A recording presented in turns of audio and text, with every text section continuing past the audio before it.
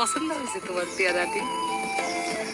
তুমি যে দেখতে এত সুন্দর ফাইন, সেটা আমি কোনোদিন আগে খেয়াল করি নাই। কিসের জন্য রুকসানা? খেল যদি করতে তাহলে কি আর তোমার পাত্রে দেখতে দেখতে বুড়ি হওয়া লাগে?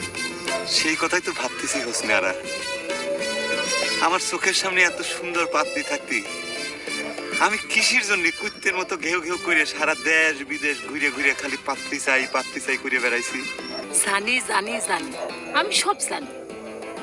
তুমি আমার খেল না করলে কি হবে? তুমি সব সময় আমার বুকের মধ্যেই বাস করো। তাই নাকি হোসনিয়ারা?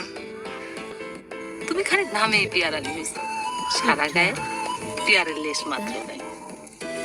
তোমার কি আর কব হোসনিয়ারা, আমার হাতে যদি একটা আংটি থাকতো, তাহলে পরে সেই আংটিটা টান মেরে খুলে তোমার আঙুলের ভিতর ঢুকিয়ে দিয়ে আমি আমার জীবনের পাত্রী দেখার ইতি টানতাম।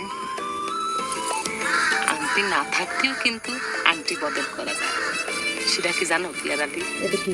কেবা কইরে? আমি প্রমাণ করে দেবো।